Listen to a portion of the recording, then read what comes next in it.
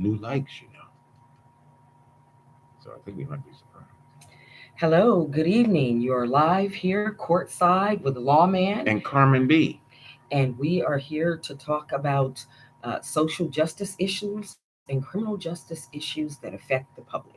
Exactly. And so we would field questions from you and we would talk about issues with you. But in doing so, you do not create an attorney client relationship with myself or Carmen B. That is correct. But we encourage you to call in at 916-443-5288 if you have questions, if you have comments that you want to make. You can also post your comments in the chat and or your questions, and we will respond. Definitely.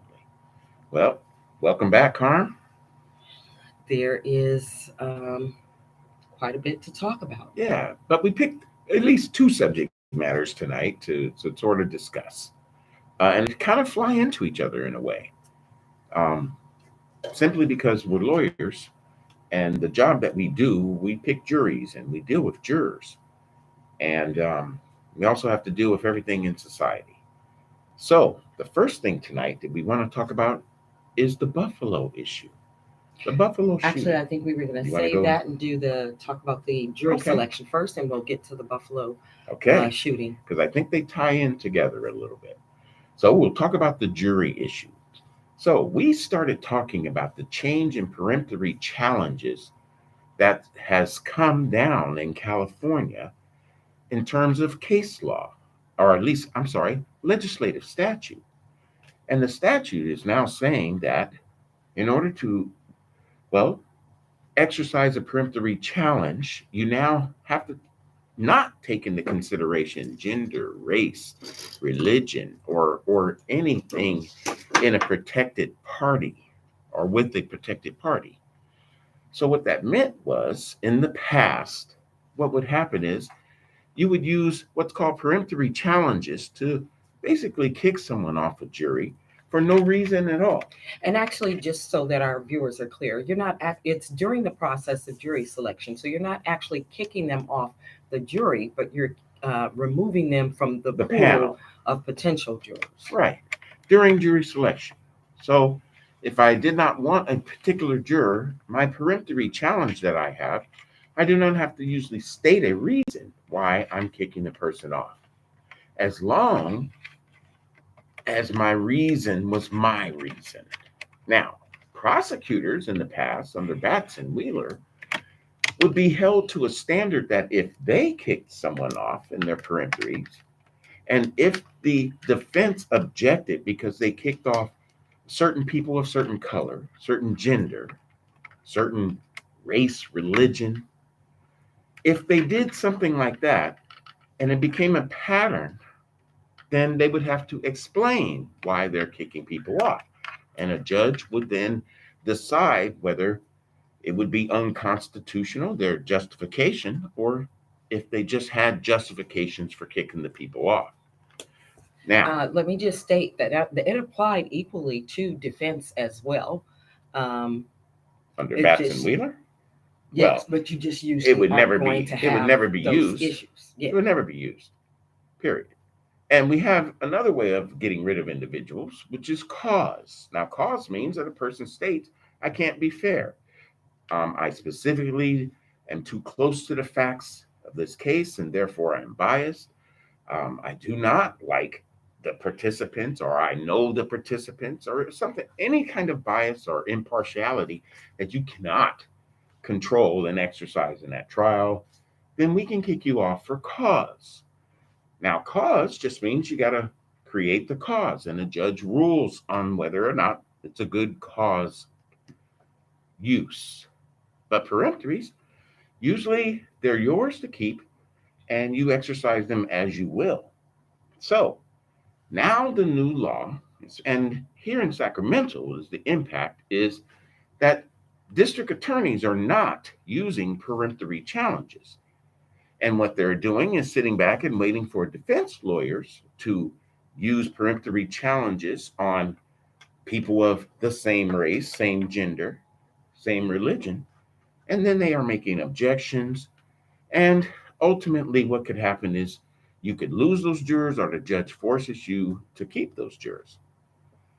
So now, as of I believe it was, I think it was a bit ago, but it's come to my attention that Arizona's Supreme Court eliminated these peremptory challenges and said you just don't have them. Every challenge must be for cause.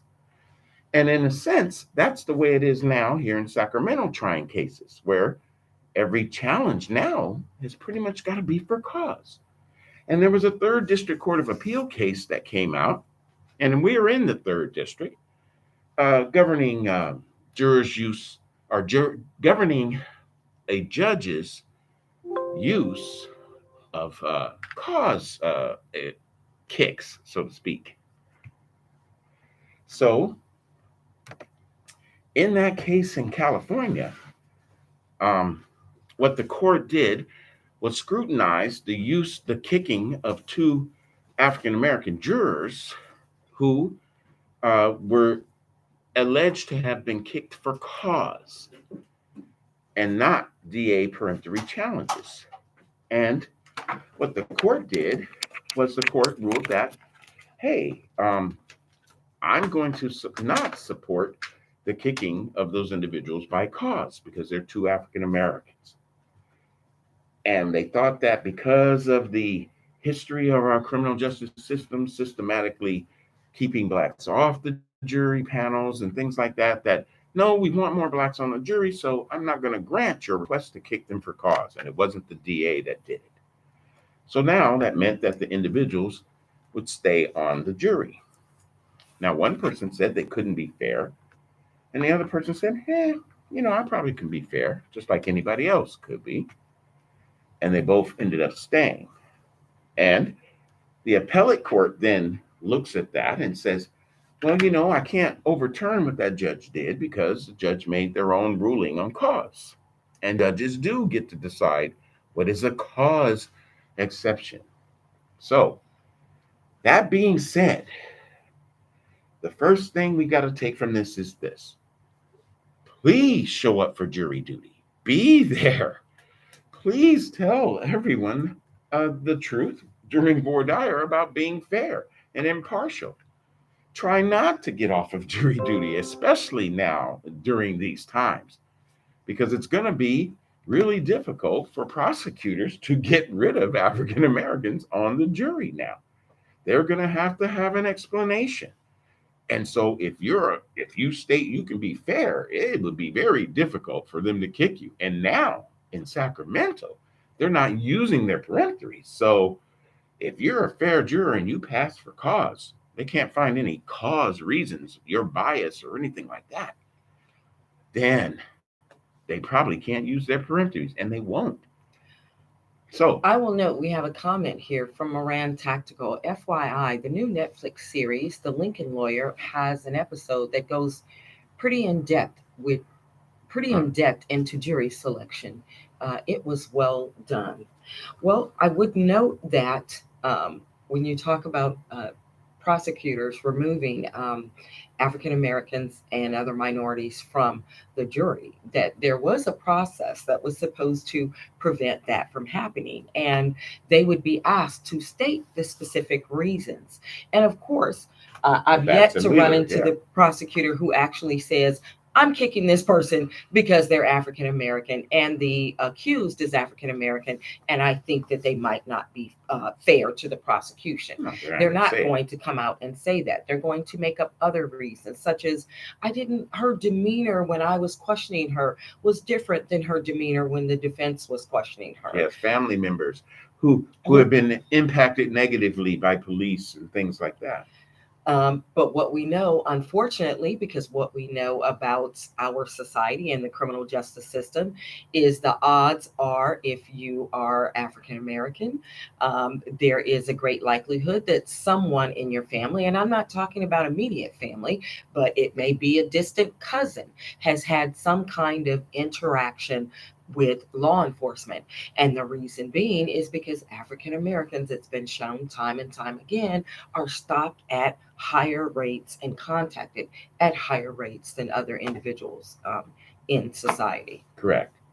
So that first reason Get on juries. That's the first thing that we got to take from that, and realize felons can serve on juries now. In California. Yes. Yes, that no longer precludes you. Now, that being said, we want jurors who can be fair.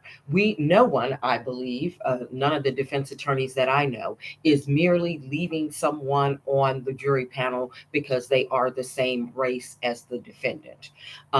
You're listening to the answers that that juror gives when questions are being asked. I myself have selected and asked to excuse African American jurors if they have expressed views that they cannot be fair. One example I can think of specifically was an African American juror who was a CDC R officer. Prison guard. Yes. And sometimes someone will express, oh, yes, I can be fair.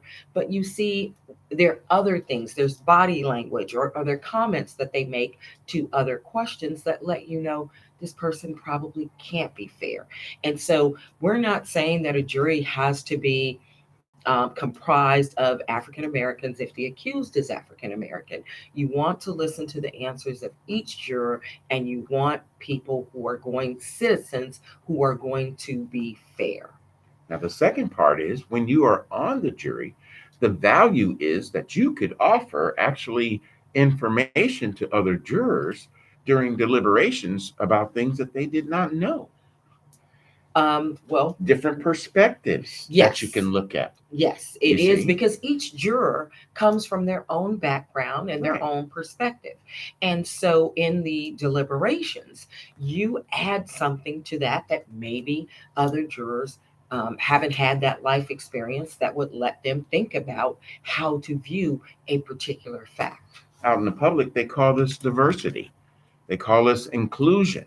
And that's why you want a fair representation, usually of society, on your jury, is because you want people from all walks of life, all experiences, so that they can either not sympathize, but can at least empathize with what is occurring either way for a victim or for a defendant. So people with experience in life can usually understand that better. But if you're there on a jury and the issues are dealing with cultural issues and you have no idea of how the culture works or what happens in it, then you're not taking a perspective that fully allows you to review the facts in a fair and impartial manner. So that's the two big things to draw from that is get on juries, and when you get on them, offer your perspective. Be there. Be aware. Listen to the facts.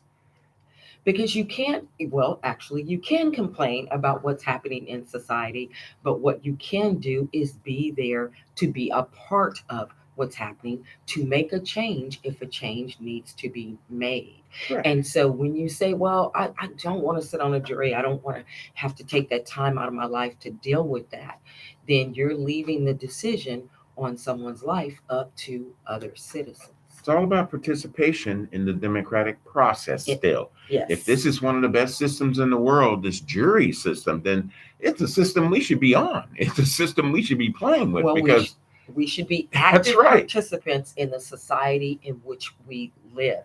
That's the Exactly. way that change can be made. And inclusion into a democracy, an alleged democracy. There is no true democracy. So, that being said, keeping on the subject of race in a way, we have this thing that happened in Buffalo, okay?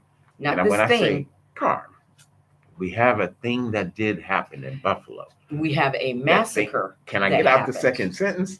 I just don't Where want to I be ain't going to say referred to as a thing. it's We a have a thing that massacre, a killing, it a amounted, mass shooting. it amounted to 10 people dying, black people dying.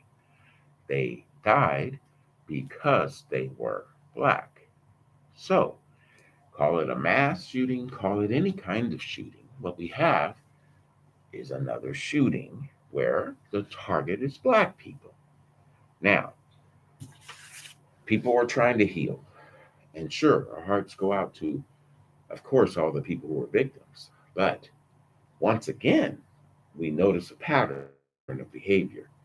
A person who's white, who's frustrated, who plans to get back at people who are black, who then executes a plan, and they now will face charges.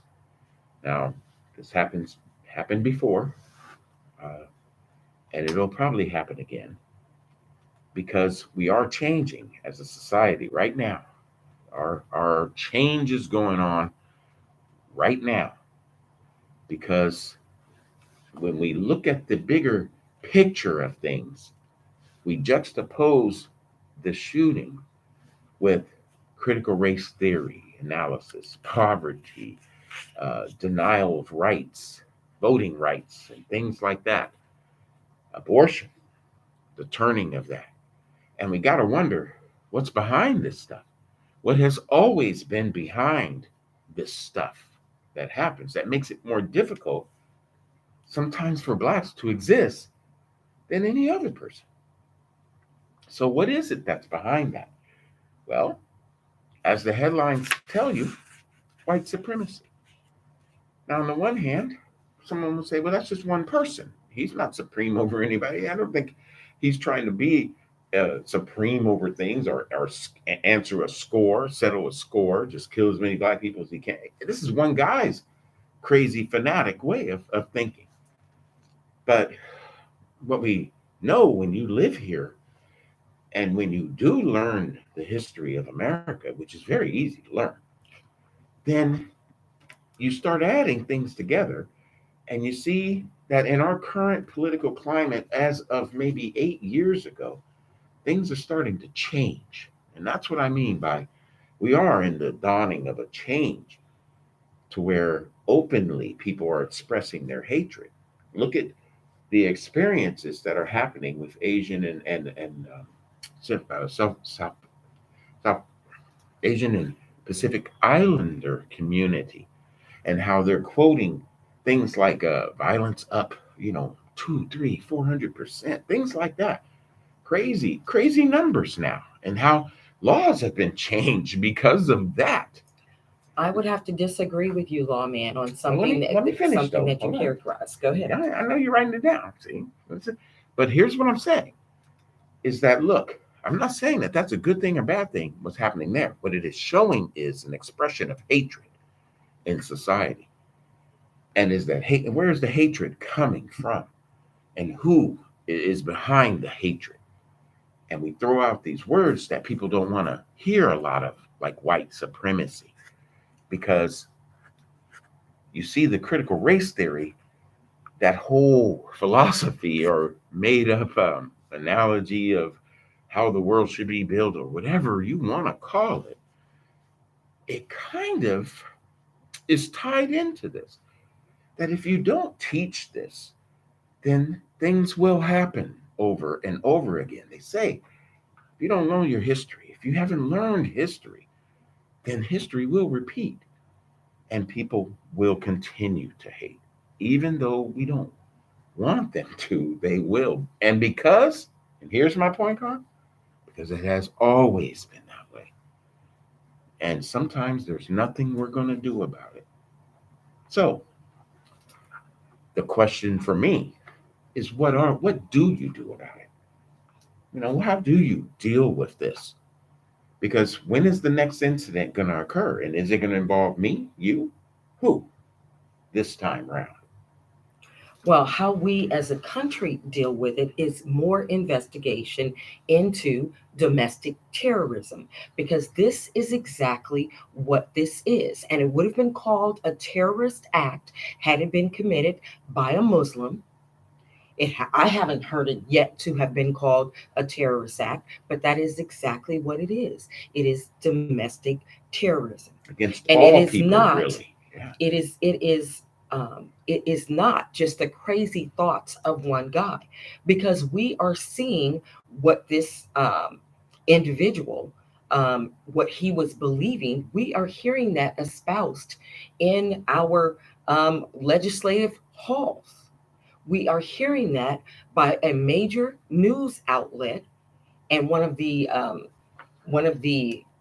commentators who has a show that has a large following. I think right now his show may be the number one news show in the United States. And he espouses those kinds of theories. And so this isn't just some fringe person who's on the outside. This is someone who has major power in determining, what he is going to provide to his listeners. And people hear these things and then they want to act on these things. And that is what this person who went and killed 10 people who were just going about their daily lives. Now, that is the definition of a mass shooting. This isn't an incident where someone had an argument and started shooting and then happened to kill multiple people. This is someone who had no quarrel with any of those individuals, didn't know them, they hadn't done anything to him, they hadn't performed any kind of slight, but he purposely picked that location, it's my understanding, because he knew it was a store where mainly African Americans shopped. And his plan was to kill as many African Americans as he could, not just there. My understanding is that his plan was, had he been able to get away with it, to continue going to other locations and shooting as well. And we must talk about this, lawman. We must talk about this. This is a man who killed 10 people. I believe a total shot was 12. 12, 12. I believe, yeah. And he was armed. We know he was armed. And he was taken into custody without a scratch. How is this possible? How is this possible that people who are unarmed and stopped for minor traffic violations end up dead when they are African Americans? And this white male was able to kill 10 people, shoot 12, and be detained with not a shot by law enforcement. Well, And clearly, he was someone who was threatening lives and taking and lives. as you say, he was about to go take other lives. But did he just give up? If you just give up, I guess the cops would just arrest you. So maybe he just gave up and just let it go. But here's the thing, Carmen, you're making a point. I want you to talk about this. Why do you call it? I mean, if you call it terrorism, is it because it's against everybody? Does this affect everybody? This certainly affects everybody. I mean, it mainly, of course, because of those people who were killed. Their families, their children now have no mothers or grandmothers or fathers. But it impacts our larger society as a whole because in the United States, if we truly believe in the ideals of our Constitution, this kind of behavior cannot be tolerated. This kind of ideology that attacks a particular group purely based on the color of their skin cannot be tolerated. We have a couple of comments here. The perpetrator of the Buffalo Massacre was a deeply mentally disturbed individual. His school knew he was nuts over a year ago and did nothing. That seems to be like a profile of Uh, a normal well, American kid now. except that we know that there are instances where there are people who have mental issues whose family call and the person's not armed. They just want law enforcement to try and get that person to a hospital. And when that person is a person who is African American, they end up dead. But if you have somebody who is deeply disturbed and then they're listening to the rhetoric of someone who is telling them, yes, this replacement theory is going to happen, you're going to be replaced, your children are going to be replaced, you won't exist anymore, you need to do something about it, you're going to have people like that go out and commit acts like this. Tell me this, one, Carmen. one Go Oh, ahead. you can, yeah. Talk about replacement theory. What do you mean by that? Well, replacement theory is this idea that um, white people, and not all of them, but so that certain white people have, where they believe they are being replaced by immigrants and other people in this country. Hmm. Um, And Moran, go oh, ahead. okay. I mean, I know you're going to get to his comment, but before that, so is it then tied into what the Asian and Pacific Islanders are saying about attacks against them? Because uh, who's next? Would it be large Hispanic groups? You see, would it be large Muslim groups? I mean, we've seen attacks on Sikhs, we've seen attacks on Muslims at their We've seen places, attacks on on Jews. Jews, right? So, so that's why this should be abhorred by everybody. And when is the next attack going to Well, happen? again, that is why, our government needs to be investigating um, this On a domestic federal terror. level. Yes, this domestic terrorism. Moran Tactical says, Carmen B, don't shame just Tucker Carlson, the New York Times, CNN, etc. have been bragging about replacement theory for 20 plus years.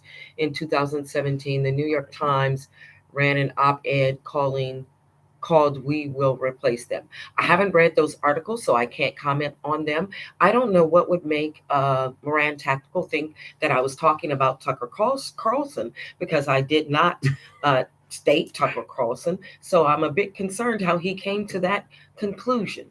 Unless he knows, and maybe Moran Tactical does, that Tucker Carlson is spouting those sorts of theories. Look, I think people of all walks are spouting those sorts of theories. It doesn't have to be the main media. I think it has been a historical mark in this country that we have learned to target groups, specifically groups that we do not, we as let's just say white America does not view as positive towards them. It's a reason why you would keep a race in a place. You see, it's a reason why you won't want to teach what has happened in the past, because you do want to keep people in their place. You want them to fear. Because I'm going to tell you something, when you say terrorism and all of these acts and things like that are terrorism, what is terrorism's first thing? Is to cause fear in the people who survive, the people who are still there. A terrorist act is not only just to kill, but to cause fear in the others who are around. And that's what makes it effective. If they had taken hostages or something like that, do you negotiate for the hostages? I don't. So, I mean, I look at this, I will agree with you. Terrorism is a better way of looking at it. But if we don't make it about Black people, Asians, and things like that, if we don't specifically talk about it, do we lose and never get the terrorist label that we need to be putting on it from our federal government? We have a comment from Lance Casey that says the color of his skin. And I think he is responding to how the individual was able to kill 10 people in addition to injure two others using a firearm and yet be arrested without any violence whatsoever. Well, do they feel that they're heroes? I mean, do they feel that, hey, you know what? Thank you, cops. I'm gonna hand my weapon in because I'm a hero now. I mean, think about what about that guy? What's that guy who got tried? Remember Kyle?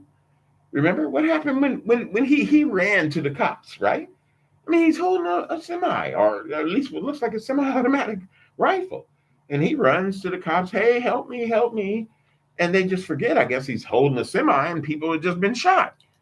I would say that this incident, this massacre that happened in Buffalo, shows exactly why we do need to teach critical race theory and why we need to teach anti racism in schools. To children and adults. Look, I bring up the Kyle thing only because you want an answer why he's not shot. But there you go. I mean, they look at him. I mean, he's carrying a rifle, and we've seen too many videos where white guys are armed with police officers present, and the police officers either let him go, just let him drive away.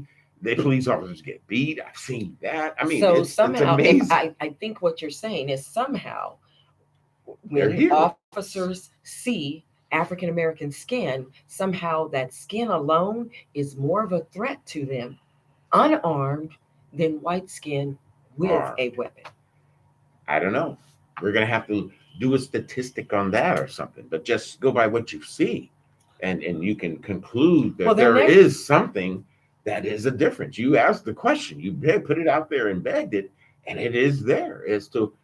But then again, here's the other side of it. Do I want the cops to show up and just blow him away? No one's saying that the cops should have shown up and blew him away. But what we are saying is the same restraint that they showed in dealing with a man who had just killed 10 people, that same restraint can be shown to a young African American person who's been pulled over for a simple traffic violation. Show us that same restraint. Show our sons, our daughters, our cousins, our fathers that same restraint. And it brings up, just for a point, Fernando Castillo, a man with a CCW who does what you're supposed to do with a CCW, and that's tell an officer. He doesn't even see it, and he's shot. Now, see, therefore, if you now We need to. that one you gotta juxtapose that one to all of these things when you talk about an innocent person or a person who's innocent, and why would the cop nut up and shoot this guy? And you can see it in the cop. He got scareder and scareder, it seemed, when the guy was being honest. So it does. It causes a lot of anxiety, angst in our society. Um, people don't know what to do. We mourn a lot of things, but are we going to mourn the democracy and the fall of it soon? So, Well, it depends. You have these people who say that they love this country, but their actions show that they really don't love this country because this country includes all of its citizens. right, we all have a stake at this point. And there was a time when the white supremacy did rule, but we all have a stake at this point. So one group supreme over another, that's That's not the it's not going case. to buy. It's not going to sell. But if we have people who are not standing up to this kind of behavior, who are not countering this kind of behavior. Like our And again, government. this brings home the point of why we need to teach anti-racism in school so that people don't get radicalized. Now, remember when we were referencing and talking about what could happen with Muslims, it was, oh, they're getting radicalized online. Well, now here you have a white male who was radicalized, not just online, though, but by what he's hearing in certain mainstream media. And people need to speak up, not just African Americans, but other citizens of this country who love this country and don't want to see this country destroyed. Correct. Well, believe it or not, we are at the end of another episode with Courtside. We do have another comment from Brenda Burkett. How do you confront a problem with my attorney when it seems like he has flipped on fighting for what the evidence shows and not from what my priors are?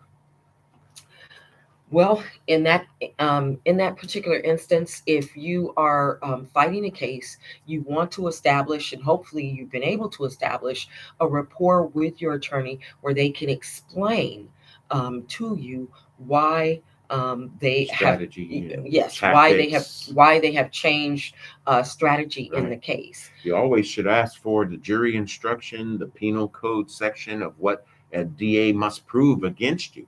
And also, if in fact, if there are priors involved that may be exposed to the jury, you might want to ask your lawyer as to why do they get them in? Show me the law that why they get to bring them up.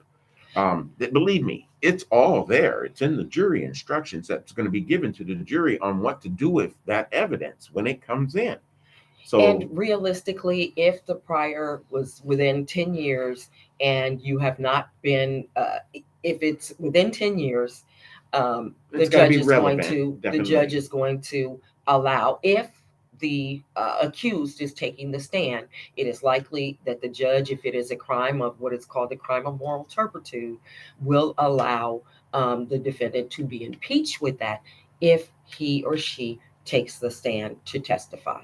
Correct. So there's ways of using it, and then there's ways of keeping that stuff out too. So One further comment: he doesn't visit me. I've only seen him once. In that instance, you can actually make a motion with the court, asking that you be appointed different counsel. If and I don't know if this is a if you've short hired, term, yeah, if it's just been 2 weeks and he hasn't visited you, or if it's been a year and he or she, the attorney, has not visited you. So those things all play a factor. right. Again, we have, oh, we would like to say if you would like a consult, you can call Lawman at, 916-443-5600. and if you would like a legal consult with Carmen B., you can reach me at Law Offices of Carmen E. Butler at 916-443-5288. All right. Again, we appreciate you spending your evening with us here at Courtside. Um, We try to bring you issues that you should talk about with others. And again, one last thing before we go, we want you to vote, vote, vote, vote. vote. You need to familiarize yourself with the issues, familiarize yourself with the candidates. Think about how who you vote for will impact you or your family in the future. And please, please vote. Correct. So this is it. Good evening. Stay Thank safe. you.